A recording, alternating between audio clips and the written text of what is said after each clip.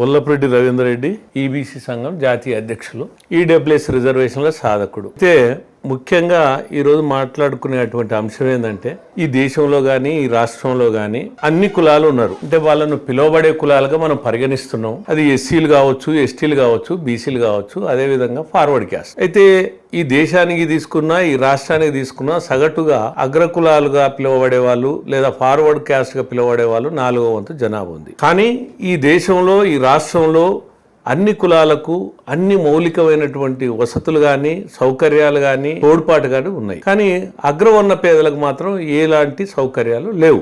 మరి అందరూ మనుషులే, సహజీవులు, సంఘజీవులు, సామాజిక స్పృహ ఉన్న వ్యక్తులుగా మరి అందరూ మనుషులే అయినప్పుడు అందరి బాధలను తీర్చాల్సినటువంటి బాధ్యత ఈ ప్రభుత్వాల మీద ఉంటుంది, అదేవిధంగా రాజకీయ పార్టీల మీద కూడా ఉంటుంది. కానీ ఈ అగ్రకులాలకు అగ్రకులం అనే ముసుగుదొడిగి అభివృద్ధికి దూరం ఉంచి అవకాశం దక్కకుండా చేయడం అనేది చాలా ఘోరం, చాలా బాధాకరమైనటువంటి విషయం. అందులో భాగంగానే నేను 2001 కంటే పూర్వం ఎస్సీ హక్కుల మీద, ఎస్టీ హక్కుల మీద, బీసీ హక్కుల మీద పోరాటం చేసిన వ్యక్తిని. బీసీలకు స్కాలర్షిప్స్ కావాలని, ఫీ రియంబర్స్మెంట్ కావాలని, ఫ్రీ ఎడ్యుకేషన్ కావాలని, వాళ్ళకి స్టడీ సర్కిల్ కావాలని, అదేవిధంగా వెల్ఫేర్ డిపార్ట్మెంట్లో ఎక్కువ నిధులు కావాలని అనేక విషయాలలో నేను ప్రత్యక్షంగా పోరాటంలో పాల్గొన్నటువంటి వ్యక్తిని. అదేవిధంగా మందకృష్ణ గారు చేపట్టినటువంటి వర్గీకరణ ఉద్యమంలో కూడా, అంటే సామాజిక న్యాయం అనేది అది వాస్తవమైంది, అందరికి అవసరమైంది అనే ఉద్దేశంతో ఆ ఉద్యమంలో కూడా పాల్గొన్న వ్యక్తిని.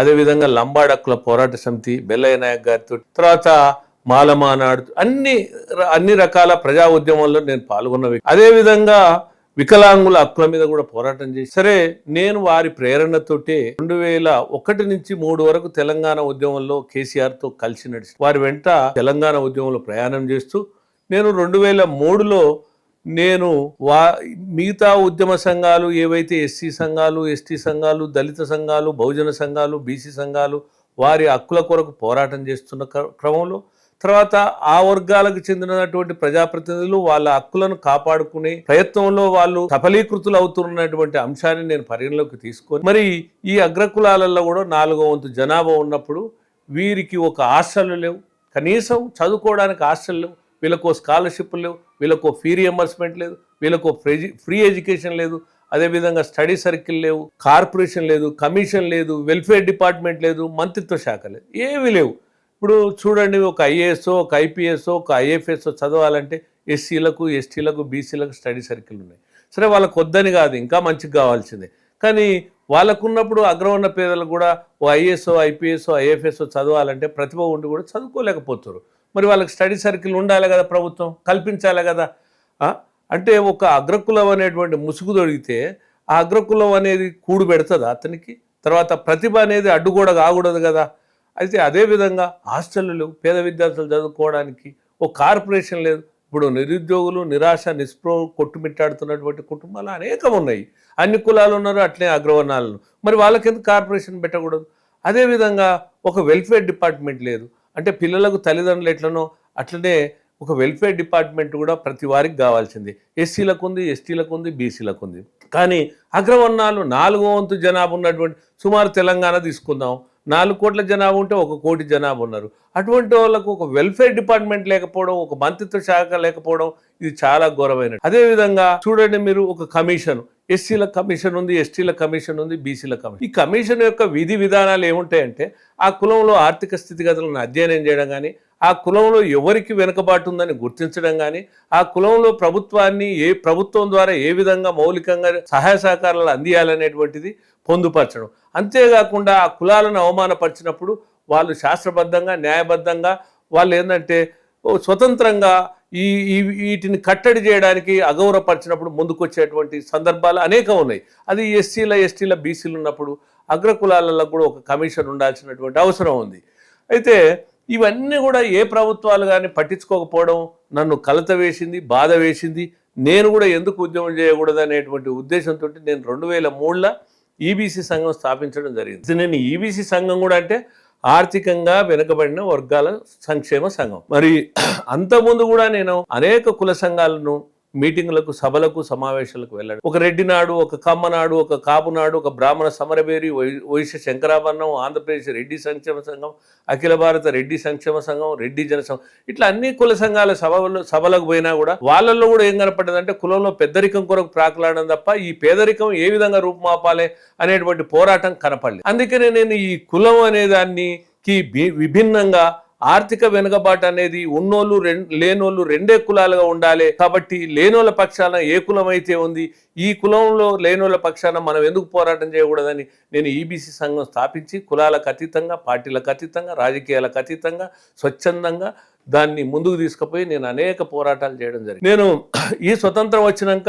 అగ్రవర్ణ పేదల హక్కుల మీద ఇందిరా పార్క్ కాడ ధర్నా కానీ, ఇందిరా పార్క్ నుంచి సుందరయ్య పార్క్ వరకు ర్యాలీ కానీ, అంబేద్కర్ విగ్రహానికి వినతి పత్రం కానీ, ఎగ్జిబిషన్ గ్రౌండ్లో యజ్ఞం కానీ అనేక కార్యక్రమాలు చేయడం జరిగింది. సభలు, సమావేశాలు, ధర్నాలు, నిరసనలు, రాస్తారోకోలు, దీక్షలు, సత్యాగ్రహ దీక్షలు, అనేక 1104 సభలు పెట్టడం జరిగింది. అంటే ఇక్కడనే కాదు, ఆనాడు ఉమ్మడి రాష్ట్రంలో ఉన్నప్పుడు అనేక పోరాటాలు, ఇక్కడితో పాటు నేను ఢిల్లీలో పార్లమెంట్ ముందర కూడా అనేక పోరాటాలు చేయాలి. నా పోరాటాలు గుర్తించినటువంటి ఆనాడు రాజశేఖర రెడ్డి ప్రభుత్వం తొలిసారిగా 2008లో స్కాలర్షిప్లు పెట్టడం జరిగింది. అదేవిధంగా 2009లో ఫీ రియంబర్స్మెంట్, ఉచిత విద్య, ఫ్రీ ఎడ్యుకేషన్, అగ్రవర్ణ పేదల విద్యార్థులకు ఉచిత విద్య కూడా పెట్టడం జరిగింది. తద్వారా ఈనాడు వరకు సుమారు 24 లక్షల మంది విద్యార్థులకు బెనిఫిట్ అయింది.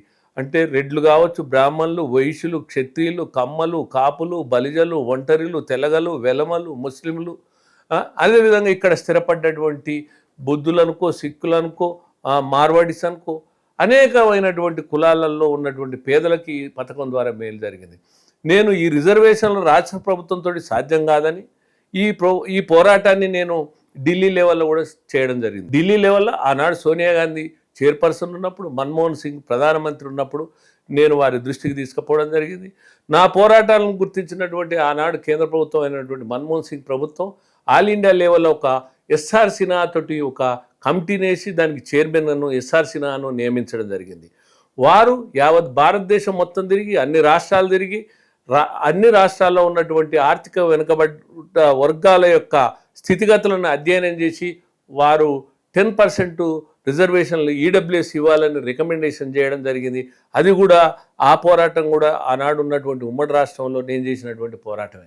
ఆనాడు ఉమ్మడి రాష్ట్రంలో 3 బలమైన ఉద్యమాలు జరిగినాయి. ఒక బీసీ ఉద్యమం, అంటే వాళ్ళు 27 నుంచి 50% రిజర్వేషన్లు పెంచాలని, అదేవిధంగా వర్గీకరణ ఉద్యమం మందకృష్ణ గారు, అదేవిధంగా వల్లభరెడ్డి రవీంద్ర రెడ్డిగా నేను ఈబీసీ ఉద్యమం చేపట్టడం జరిగింది. ఈడబ్ల్యూఎస్ రిజర్వేషన్ నేను చేపట్టినటువంటి ఉద్యమం ద్వారా ఆనాడు గుర్తించినటువంటి మన్మోహన్ సింగ్ ప్రభుత్వం ముందుకొచ్చి ఎస్ఆర్ సిన్హా రికమెండేషన్స్ను తీసుకున్న తర్వాత అప్పుడు ఉన్నటువంటి social justice minister Mukul Wasnik, law minister Veerappa Moily, అదేవిధంగా మానవుల అభివృద్ధి శాఖ మంత్రులు పురంధేశ్వరి గారు, తర్వాత జైపాల్ రెడ్డి గారు సెంట్రల్ మినిస్టరు, వీరందరూ కలిసి కూడా ఒక బిల్లును కూడా తయారు చేయడం జరిగింది. 10% ఈడబ్ల్యూఎస్ రిజర్వేషన్లు ఇవ్వాలి, అది సబబని. కాకపోతే దురదృష్టం ఏమైందంటే ఆ బిల్లు ఆనాడు పార్లమెంట్లో పెట్టలేదు.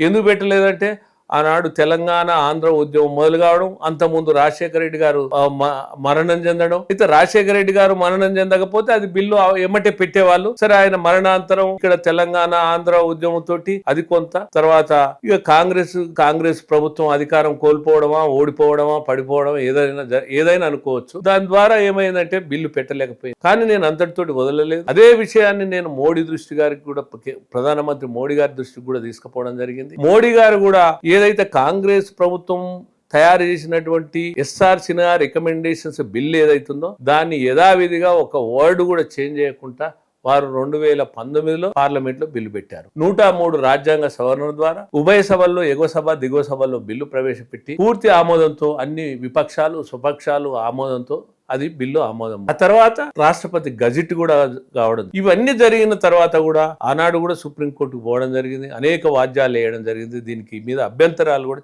చెప్పడం జరిగింది. కానీ ఆనాడు సుప్రీంకోర్టు ఉన్నత న్యాయస్థానం కూడా ఈడబ్ల్యూఎస్ రిజర్వేషన్లు అనేవి ఇవి ఆర్థిక వెనుకబాటు మీద ఇచ్చిన రిజర్వేషన్లు, ఇవి కులాలకు సంబంధించిన రిజర్వేషన్లు కాదు.